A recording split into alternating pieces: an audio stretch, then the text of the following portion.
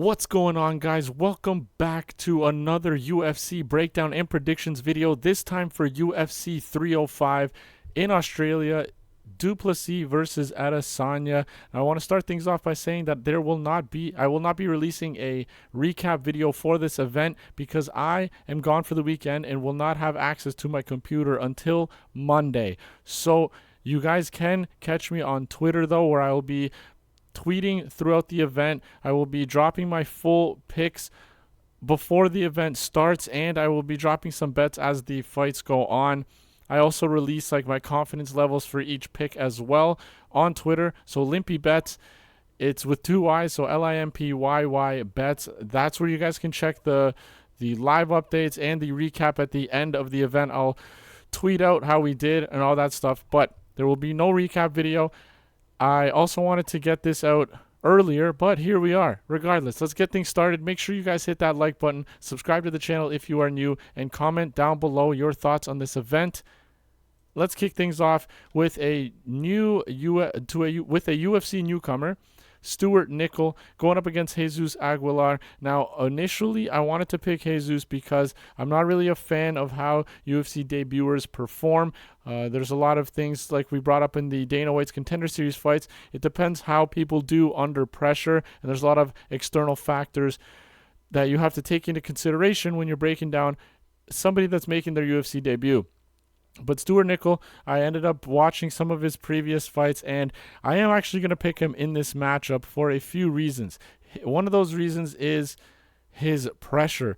He is constantly in your face, whether it's on the feet or trying to take you down. Typically, he walks you down up against the fence and works in those takedowns, and he has some good control and works towards inflicting damage on the mat as well. A lot of fighters that choose to wrestle, their main focus is control, and even though he does work on controlling his opponents, he does try to inflict damage while he's wrestling his opponents as well. Now on the Jesus Aguilar side, he's 5'4". He's always been used to being the smaller fighter, especially in flyweight, so he tries to use kicks well to set up his shots and to crash into the pocket and trying to land some big strikes. He's not really known for his power. He only has one career knockout out of 7 finishes, and that knockout was in the UFC, but it was against a fighter called Shannon Ross, who literally came into the UFC to get knocked out 3 or 4 times in a row. So you got to take that one with a grain of salt. Regardless, he's not really known for his power. He can pack a punch, though. I think he dropped Mateusz Mendonca in his last fight, but he can get taken down and controlled. We've seen that in his UFC career. Yes, the first time was against Tatsuro Taira, so I'm not going to blame him too much for that one, but it's not like Taira had any opportunity to take him down again. He took him down once and ended up finishing him by submission in that first round. His second UFC fight was against Shannon Ross, which only lasted 17 seconds before he knocked him out. And in that Mendonca fight, he got taken down 4 times, and he still ended up winning. I had him winning that fight as well.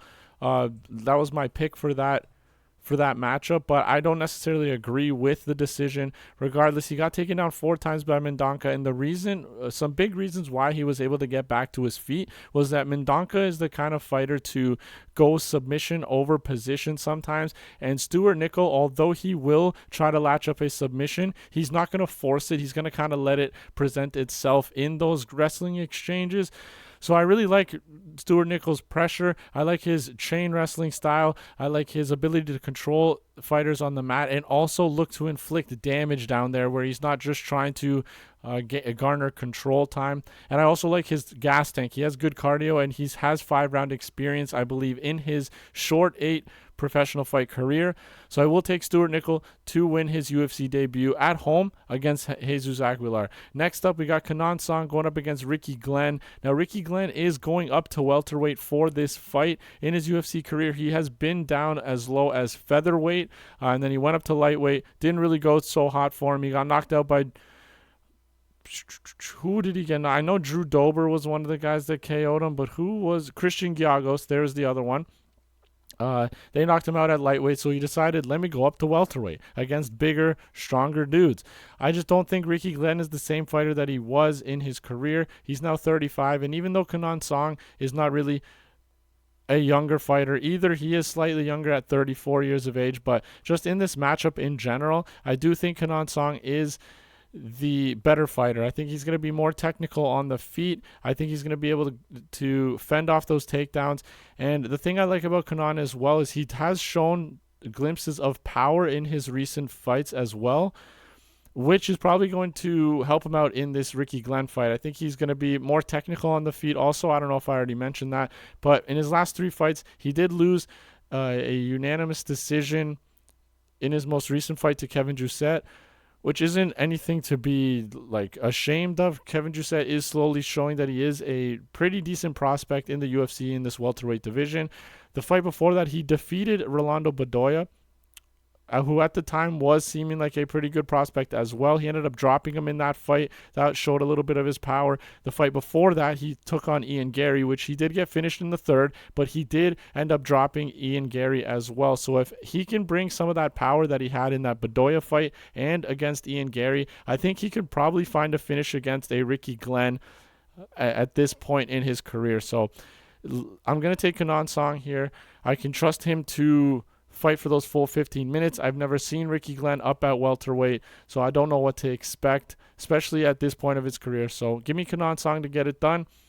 Let's move on to the next fight. Tom Nolan taking on Alex Reyes, the worst of the Reyes brothers.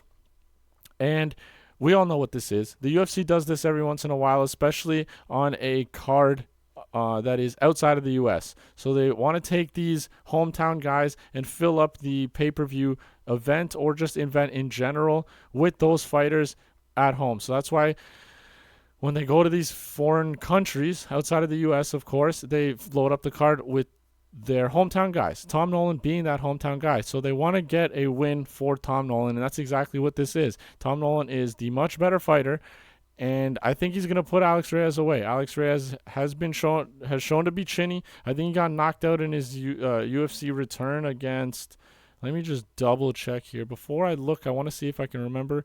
He got knocked out by, I don't remember. It is Charlie Campbell, an up-and-comer. Before that, he fought in 2017 and got knocked out by Mike Perry. So he took a 6-year break, literally to the day. September 16, 2017 was against Mike Perry. September 16, 2023 was his return against Charlie Campbell. Got knocked out in the first round as well. And I think that's going to happen here. Tom Nolan has the power, he has the technique, he has the skills on the feet to put away a fighter like Alex Reyes, especially Reyes being 37. Now, the only thing that does worry me, though, is Tom Nolan has shown in his UFC career so far, 2 fights, that either his striking defense is just really poor and he's allowing his opponents to land clean on him, that stun him, that drop him, or he's showing his true chin. He's only 24 years of age, so hopefully that's not the case, because we've seen a lot of fighters show promise but they just don't have a chin, and unfortunately you can't control that. But let's hope that's not the case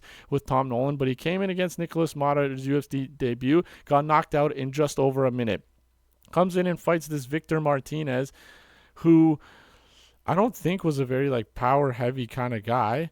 Victor Martinez, okay, I guess he has 8 knockout wins in his career. Regardless, he ended up putting Tom Nolan down and knocking him down as well. So beyond a power shot from Alex Reyes, I really don't see Tom Nolan losing. Although this is a fist fight, anything can happen, but I think this is set up for Tom Nolan to get another win in the UFC at home. I'm going Tom Nolan by knockout. Let's move on to Jack Jenkins versus Herbert Burns, where I will be picking the hometown guy again with Jack Jenkins, because I think this is the exact same setup that they're doing for Tom Nolan. Herbert Burns, the lesser of the Burns brothers, lesser of the Reyes brothers that we just broke down. The only thing he has going for him is jiu-jitsu and grappling. I don't think he's going to be able to get Jack Jenkins down, and the moment Herbert Burns realizes that his game plan of grappling is not going to be effective against his opponents, he gives up. He wilts away, he quits, he just doesn't want to be in that octagon, and I think that's exactly what's going to happen again. He's lost 3 fights in a row by second round finish, and I think that's going to happen again here against Jack Jenkins. Jack Jenkins is going to swarm off those or ward off those takedown attempts. He's going to chip away at Herbert Burns' legs, which he's not going to like, because I'm pretty sure Jack Jenkins has 2 career leg TKOs, I'm pretty sure. 2 or 3, something like that. So I think he's going to chop away at those legs, land some big shots on the feet, fend off those takedowns, and then in the second round, in typical Herbert Burns fashion, he's going to realize, I'm not going to be able to beat Jack Jenkins. So I'm just going to quit. I'm going to turtle up and quit. And that's exactly what's going to happen. Once again, Jack Jenkins by KO finish, probably in the second round. There's nothing left to say here. Let's continue. Going on to the first women's fight of the night. I think it's the only women's fight of the night. And that's okay, because one of my favorite women fighters, Luana Santos, is taking this on short notice against Casey O'Neill. Casey O'Neill was originally supposed to take on Teresa Bleda, who's another up-and-coming ladies prospect in this division, but she had to pull out for some reason, and Luana Santos steps in. She just fought a month ago, and she ended up finishing Maria Agapova in the first round. And even though this is a decent step up in competition for Luana Santos, I still think she gets it done. Casey O'Neill is this prospect that a lot of people thought was going to make some noise. She was 9-0, undefeated, but then she comes in her last 2 fights and ends up losing both of them. I'm not going to give her too much slack for losing against Jennifer Maia, because that is a savvy veteran that puts up a decent fight against anybody, even though I don't think Maia's even in the promotion anymore. I think she's out fighting against Invicta, I should say. And then she got armbarred by Ariane Lipski. If you go through her UFC career, she beats Shayna Dobson, who is 4-5 in her career, okay? Beats Antonina Shevchenko, which is nothing crazy. And split decision by Roxanne Modafferi. Not a good look, and then loses to Maia and Lipski. So this promising prospect that people talk about, I haven't really seen. I haven't seen it in Casey O'Neill. She ends up getting armbarred by Ariane Lipski, who is an experienced fighter. But if she is as skilled as everybody is saying that she should have been able to defeat somebody like Ariane Lipski. But you have Luana Santos on the other side, though, who isn't really that proven. She's 3-0 in the UFC, but the fighter she's beaten in the UFC isn't really to the level of the opponents that O'Neill has fought. She beat Juliana Miller in her UFC debut. Juliana Miller, if you guys didn't know, is the Ultimate Fighting champion of season 30, I believe, or sorry, season 29. I think it was Nunes and Pena. And then she ends up being Stephanie Egger, which is a solid win to have, but she did miss weight there. And then in her last fight, she ended up finishing Maria Agapova by submission. So skill-wise, I think these two ladies are a lot closer than we think. I just believe that Luana Santos is actually the more dangerous fighter as well. And I'm just going to believe in the young 24-year-old prospect to defeat Casey O'Neill and kind of have like a breakout performance. Like she has 2 finishes in the UFC, but like I said, a lot lower competition. It is a ladies fight though. Anything can happen, but I'm going to go with Luana Santos. I actually really enjoy watching her fight. I think she has a lot of promise in this division. Like I said, nice and young too, 24 years old. So she has a bright future in the UFC. I think she can end up beating Casey O'Neill. Next up, Josh Culibao going up against Ricardo Ramos. Now this one was a little bit tricky for me because I do think that Ramos has decent fighting skills. It's just he can lack IQ sometimes. He has terrible decision making in the octagon. And who gets guillotined 2 fights in a row? Please explain that to me. All right, Charles Jourdain guillotines him in the first round back in September of 2023. Then he comes back in 6 months later against Julian Erosa, and then gets guillotine choked again in the first round. All right. Is it an IQ issue? Is it a giving up issue? I don't know what it is, but he is a talented fighter. He just makes stupid decisions. He's going up against Josh Culibao, who is kind of a dog. This guy's going to come forward. He's going to be in your face. He has good striking and actually has decent wrestling and grappling as well, but he typically wants to keep the fights on the feet. Now, he's coming off of back-to-back losses, but he lost to Lerone Murphy, who's still undefeated, and just put a whooping on Edson Barbosa, okay? And then it was a split decision against a UFC newcomer in Danny Silva, who is actually a pretty decent fighter as well, so I'm not going to hate on him too much for his last 2 losses. But he only has 1 submission win, but honestly, I can see Ramos doing something stupid, going for a sloppy-ass takedown early, and Culibao realizing that he could probably win by guillotine. But yeah, I'm just going to pick Culibao here to make the right decisions in this matchup, out-dog Ramos, and fend off those takedowns. I actually want to see how good his takedown defense is. 67% takedown defense, which is not bad considering he's been taken down 7 times in his last 2 fights. And then you go to Ramos, and Ramos has a 60% takedown accuracy. That's actually insane. That's way better than I thought it was.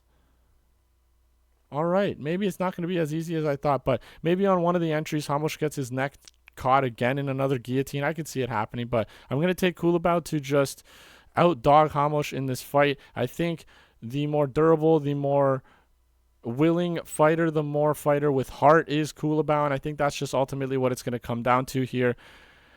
I can't really trust Ramos at this point of his career, so I'm going to take Josh Culibao to get it done. All right, next up we have what could be an absolute slop fest of a heavyweight matchup. We got Junior Tafa going up against Walter Walker. Now, Walter Walker was supposed to be this absolute menace. He was coming into the UFC 11-0, and then he goes on up against Lukasz Brzeski, which is the bottom of the barrel heavyweights, and loses. I don't care, regardless of like a robbery decision or not. If Walter was who everybody thought he was, he should have just ran through a fighter like Brzeski. Very sloppy UFC debut, gassed out almost immediately, laid and prayed his way to a loss, and that's basically what it was. It was like a Shamil Gaziev performance against Rozenstruik. All right? And we all saw what Gaziev did in his return, but I don't know if I can get behind Walker. I don't think I can. Going up against somebody like Junior Tafa is a technician on the feet. Him and his brother both want to scrap, and I actually am going to go with Junior Tafa to get this done. I think Junior is the better of the Tafa brothers. He has better takedown defense, I believe, and I'm looking at it right now. He has an 81% takedown defense. He got taken down twice by Muhammad Usman and 1 time by Rogerio de Lima, and a lot of people might look at that de Lima fight and be like, I can't believe you got finished by de Lima, who doesn't really finish a lot of people. But if you look closer into that fight, Junior Tafa took this fight, I believe, on like 1 day's notice or something like that. His brother could not make weight. I don't know what it was. Maybe he was injured or ill or something like that. I don't think it was a weight cutting issue. Maybe it was a weight cutting issue. There's something on my screen right here. I think there's a fruit fly. But yeah, there was like a weight. Tafa took this on like a day's notice, so he got his legs chopped up, and then he ended up getting finished in that second round. But so I'm not going to really hold that performance against him. But if you look at that Muhammad Usman matchup, I'm looking at the stats right here. Usman landed 7 significant strikes over 15 minutes and got 2 takedowns. Tafa still outlanded him by 15 strikes, even though Usman laid on him for 15 minutes almost, okay? And then he knocks out Parker Porter in the first round of his next performance. And I understand that's Parker Porter. I get it. He's 1-2 in the UFC. How can you really trust this guy? On the feet, this guy is going to be dangerous, especially against somebody like Walter Walker. The thing is he going to be able to fend off those takedowns? Because Walker is a ginormous human being. He's like 6'6", 265 pounds. So it's really going to come down to if Tafa can shake off those takedowns early, because we saw how badly Walker gassed in his UFC debut. I don't think anything's really going to change in that sense. So if early on Tafa can keep Walker off of him and land those big strikes, I think he actually can put Walter Walker away. But he has to fend off those takedowns early, because later on Walker will be too tired. They'll be easier to fend off. But I do think that Tafa lands the better, cleaner, more powerful strikes on the feet, and I will take Junior Tafa to get it done. We kick off the main event with a welterweight banger, the main card with a welterweight banger. And now that we're here, make sure you guys hit that like button. Drop a subscription on the channel if you're new, and leave your thoughts in the comments down below, what you think of this event and what you think of its specific matchups. Whether you agree or disagree with me, it doesn't matter. I want to hear what you guys think. Jingliang going up against Carlos Prates. Now, Li Jingliang is making his return after 2 years 2 years absence. And if you guys remember, the last time he fought in the octagon, it was that huge all that shenanigans that Chimaev pulled. He missed weight by 7.5 pounds or something like that, and he was supposed to fight Diaz, and Diaz ended up fighting Tony Ferguson, and I think Jing Liang was originally supposed to fight Ferguson, and then Ferguson fought Diaz. Chimaev ended up fighting Kevin Holland, and then Daniel Rodriguez ended up fighting Li Jingliang, and I think that was a robbery. I don't think Jingliang lost that fight. It was a split decision loss to D-Rod. Regardless, it's been almost 2 full years. Jingliang is now 36 years old. So I don't think I can get behind him here. He's 2-3 in his last 5 with wins over Ponzinibbio and Salikov, both older guys past their prime when they fought. And even though they were both finishes, which is impressive, I don't think he's going to finish Carlos Prates. If you guys have been watching my videos, since I've been dropping them, you guys know how much I like the guys out of Fighting Nerds. They are an impressive camp. They come in and they both have a similar like karate-esque, bouncy, wide stance style. And I'm just what they've been able to do performance-wise lately has been amazing, and I'm here for it, man. I want to see those guys succeed. A big fan of that whole camp, like Caio Bajallo, Mauricio Hufi, Jean Silva, Carlos Prates. They're making some big noise in their respective divisions in the UFC. Caio, we're actually going to see next weekend fight Jared Cannonier. Huge step up for him in the main event. Excited for that as well. And we're obviously going to be breaking that down also. But I don't think Jing Liang is going to be able to defeat Carlos Prates. Carlos is such a dangerous striker, such a clean, technical striker as well. And even though Jing Liang has great stand-up, also, it's more of like a boxing style where he's going to have to crash the pocket and try to get in close. And Carlos Prates, I just don't think is going to allow him to do so. He's so good with his range. He's so good at finding those power shots, finding just anything to defeat his opponents with. In his last fight, a lot of people were screaming Charles Radke, dog of the event, or of the card, whatever. We all saw how that went. Knee to the body, absolutely destroys Charles Radke. Carlos Prates gets that first round finish. Yes, the Trevin Giles fight was a little bit shaky. He was losing that fight until he found that straight left hand that put Giles out cold. But regardless, we can chalk that up to UFC debut jitters, all right? Because we saw how well he looked against a powerful, dangerous guy like Charles Radke, and I don't necessarily think that he's going to find a knockout over Jing Liang, because I'm looking here now, Jing Liang's never been knocked out, but I don't like Lee might find a few shots in that pocket when he crashes, maybe closes the distance a little bit, uses his boxing to get in there and land a few big shots on Prates, but I don't think it really affects him much. I don't think he puts him down. I don't think he hurts him. But Prates, on the other hand, he has the weapons to get this done. The knees, the kicks, the elbows, the fists. I just think he's going to be the better fighter in this matchup. And like I mentioned, Jing Liang is 2 years removed from the sport, 36 years old at this point. So Carlos Prates to get the win, and it's going to be a nice name to get on his resume. Let's move on. Carlos Prates will get that done. Next up, we got a heavyweight matchup. Tai Bam Bam Tuivasa, Shuivasa, going up against Jairzinho Rozenstruik. Now, I am going to be picking Tai. And I know a lot of people will be like, oh, you're stupid. It's like, yeah, I might be stupid. All right? I might be. We'll find out. Actually, we have found out before because I've made some stupid-ass picks, like Tony Ferguson.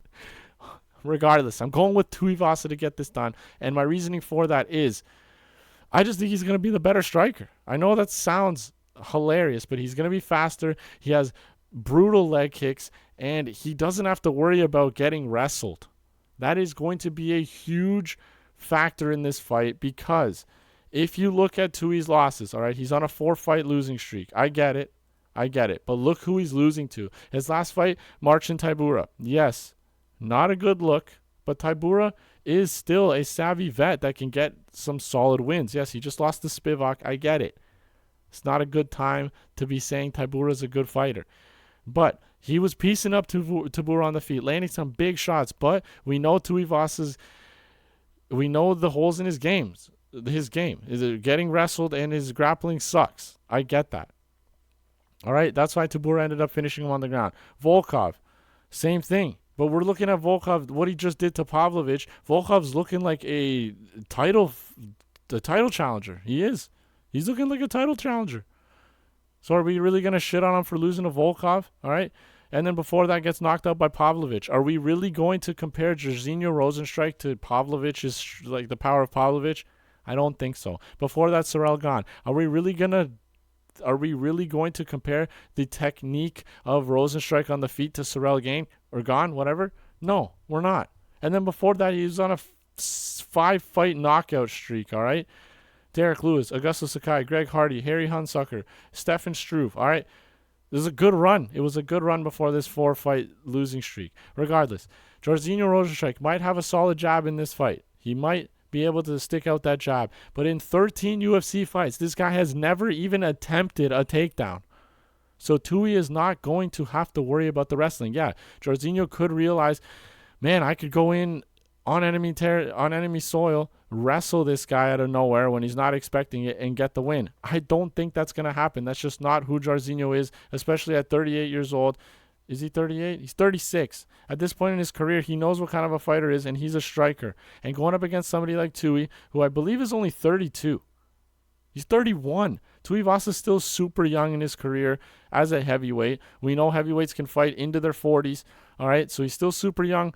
I don't think I'm ready to write him off. All right, the guy's he's fun. I think he's going to win. I think he's going to pull out the shoey, start chugging a beer. I think he's going to get this done. He's the faster striker. He's still got bombs as fists, and he's going to land on Rozenstruik. We've seen Rozenstruik get knocked out before. And I just think Tui's going to be better on the feet. I just truly believe that. Like I said, I might be stupid, but we'll find out. Tuivasa is going to get the win at home and then drink a beer out of a shoe. All right, next up we got, I think this might be the featured fight of the night. Yeah, Mateusz Gamrot going up against Dan Hooker. Now, I really want to pick Dan Hooker because the odds, before I made my picks, I try not to look at the odds to let them sway me, but I initially thought Gamrot and nothing really changed, and then I looked at the odds, and Dan Hooker's a pretty big underdog, and it's tempting because he's at home, like close to home, I guess. I'm pretty sure he's from New Zealand. I could be wrong. And I know he's dangerous. Mateusz Gamrot does not have a chin. He's been knocked down in his past three fights, I want to say.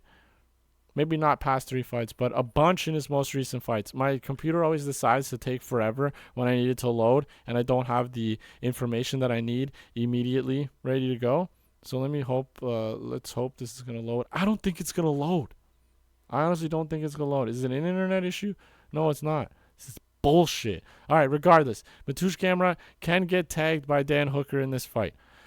He ends up getting hit, and when he gets hit, he goes down. I get that. And Dan Hooker has an 80% takedown defense. So Gamrot might not be able to implement the game plan of just chain wrestling. And he only has a 35% takedown accuracy. All right? But here's my problem. Here's my problem with Gamrot. All right? Gets knocked down by Rafael Dos Anjos. My nose is so itchy. This is out of control. Gets knocked down by Dos Anjos. Gets knocked down by Jalen Turner. Gets knocked down by Beneil Dariush. Gets knocked down by Tsarukian. All right? He's getting knocked down 4 times out of his last 5 fights. And the only reason why Fiziev never got the knockdown is because he blew out his knee in the second round. My nose is actually pissing me off. This is incredible. So itchy. One sec. All right. We're back in action. So he's chinny. All right. Dan Hooker has good combos. He has strong strikes. And he lands at a good volume. 5 strikes per minute. He has a knockdown in his last 2 fights against Jalen Turner and Claudio Puelles. But before that, I guess he hasn't gotten a knockdown since Ale Quinta back in 2019.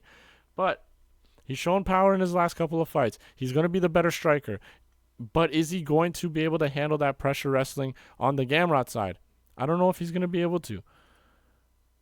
The more I talk about it, the more I want to pick Dan Hooker. I'm not going to lie to you guys. 80% takedown defense is pretty freaking good. Jalen Turner was able to take him down, though. Wait, did he get a takedown? What am I looking at? Yeah, he did get a takedown. But here's the other thing. Gamrot has trouble with control as well. He took down Dos Anjos 11 times back in March. That is a 38-year-old. That's a 38-year-old.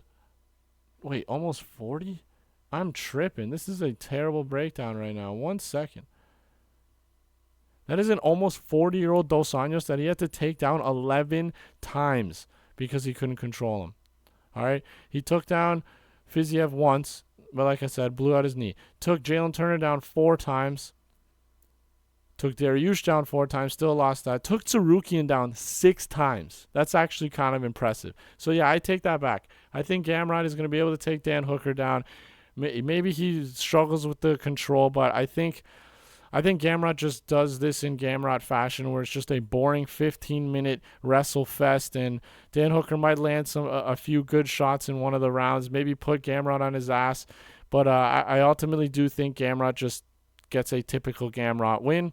And I spent way too much time on that fight. Let's move on to the co-main event of the evening. We got Kai Kara-France, the return of Kai, going up against Steve Erceg, former title challenger Steve Erceg, just coming off of a title challenge against Alexandre Pantoja, and I will be picking Steve Erceg to get this done. I'm a fan of Kai. I think he's a fun fighter. He's got that exciting style, and he actually has power for a 5'4" flyweight. He does have power. He has 11 career knockouts, which is impressive at flyweight. But I think the size of Steve Erceg is really going to give him a problem here. 5'4", 69-inch reach up against 5 foot. How does Steve Erceg have a shorter reach than Kai Kara-France? What? 68.5. But he's 5'8". I think the size is going to really trouble Kai here. I think he's going to have a difficulty closing that gap and getting to Steve Erceg. The problem that one of the biggest things that I am worried about on the Steve Erceg side is that he is hittable. He's been tagged he's been tagged in fights with big shots, and that concerns me going up against somebody like Kai Kara-France, because he has that power. Now, Kai has been out of the game for 1 year and 2 months, coming off that robbery split decision against Albazi. I don't want to say robbery. It was a close fight, but I scored it for Kai Kara-France. Regardless, he hasn't been in the octagon since June 2023, so it'll be interesting to see how he does with that ring rust. He's only 31, so I don't the age won't be a problem here. But I think it's really going to come down to the size of Steve Erceg. If this does end up going to the ground, I think it's going to be Erceg that initiates that wrestling. And we saw him struggle in that wrestling department against Pantoja, but Kai Kara-France isn't going to come in here and try to wrestle Steve Erceg. And even if he does, Kara-France is not a wrestler, so he's not going to have the same ability as Pantoja did to take Erceg down and control him on the mat. And coming off of that performance, yes, he did lose, but it was 2-2 going into that 5th round. And even though Kai Kara-France is the more experienced fighter, the more UFC battle-tested fighter, Steve Erceg went in as the 10th ranked flyweight and gave Pantoja one hell of a fight and almost won. He was 1 round away from winning. It was 2-2 going into that 5th round. So I'm just going to trust that Steve Erceg keeps rolling, gets another 2 big wins under his belt, and gets right back into title contention. Unfortunately, I don't think Kai gets this done. I'm a fan of Kai, but I think he loses at home in his return after 1 year and a bit. Steve Erceg is just beyond power. I don't see where Kai Kara-France is better. I don't see. Steve Erceg has great striking, good boxing, good kickboxing, and he's, like I said, he's the one that's going to be able to mix in the grappling. He'll be the one initiating wrestling and grappling exchanges if he decides to do so. I think he avoids the big shots with his size. I think Kai won't find it as easy to put his hands on Steve Erceg. That's ultimately where I'm going with this. So Steve Erceg to get it done. Let's move on to the main event. Dricus du Plessis going up against Israel Adesanya. Now, I believe every single person I've watched online break down these fights is picking Dricus. And like I said, I might be stupid. So I might be dumb. That's okay. We're going to still break down this matchup. At this point, we should all know who Izzy is. One of the best middleweights in UFC history. All right, whether you guys like him or not, it's just the truth. Going up against Dricus du Plessis, who came into the UFC as this sloppy guy that not a lot of people thought would amount to much in the middleweight division. But here we are. Dricus du Plessis, the middleweight champion of the UFC. He is nonstop pressure, and his cardio is insane. This guy is in your face. Yes, he might not have a beautiful style of fighting, and that's okay, because if he wins, who gives a shit how he looks when he's throwing strikes or when he's wrestling or doing anything in the octagon? Who cares if he's winning? But he's taking on Israel Adesanya, who's like the opposite, who has that pretty good-looking fighting style, where he is a technician on the feet, former kickboxer, beautiful hands, great kicks, and that's what he wants to do. He wants to strike. Going up against somebody like du Plessis. And a lot of people are saying that Adesanya can get taken down. He got taken down by Pereira once, which is not a good look. He got taken down by Jan Blachowicz, which is fair, but come on, man. That's Jan. That's up at 205. All right, so. All right, and then I guess Robert Whittaker took him down 4 times, but Whittaker's a beast, man. And I know du Plessis finished him. I get it. All right. And a lot of people are also saying the reason why, not only the wrestling, but du Plessis is going to have similar pressure. Sorry, let me backtrack. Yes, the wrestling is something a lot of people were talking about on the du Plessis side, but they were also talking about the Strickland and Adesanya fight, and they said that the way Adesanya lost to Strickland was because of that non-stop pressure. And I do agree with those points. I do think du Plessis is going to find success in this matchup. I don't think it's going to be an absolute shit-kicking on either side.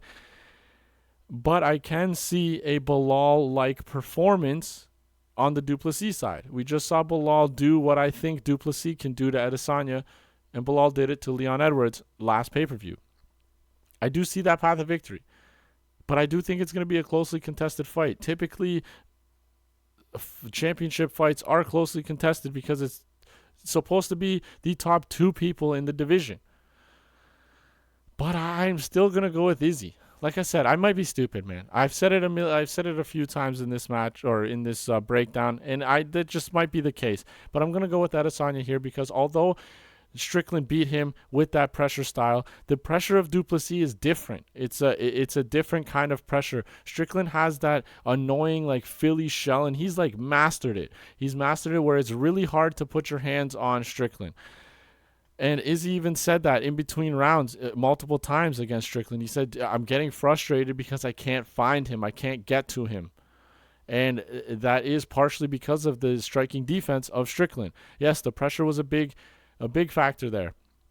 And some people might, but the thing is, if du Plessis, the way he gives you pressure is not the same. It's not as technical. It's not that technician-like pressure that Strickland is going to give you.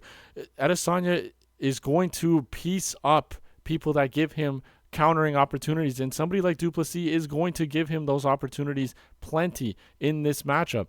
The way he crashes the pocket and tries to land those strikes is he's going to see those strikes coming. He's going to be able to land those counter shots, and he might be able to find a knockout. Du Plessis has 2 losses on his career, and one of those losses is a knockout. One of those is a knockout. One of them is a sub. I don't think Izzy subs him. Izzy's never been subbed, and he's never submitted anybody in the UFC or in his career, MMA career. So I don't think it's a submission, but du Plessis has been knocked out before. Adesanya has 9 career knockouts. All right? And the people he only has 9, but it's like, dude, the guy's fought for he's had title fights, like in 12 of his fights are title fights. So he's supposed to do knock out the best people in the world night in and night out. All right? So cut him some slack for only having 9 career KOs. All right? Regardless, I'm getting off track.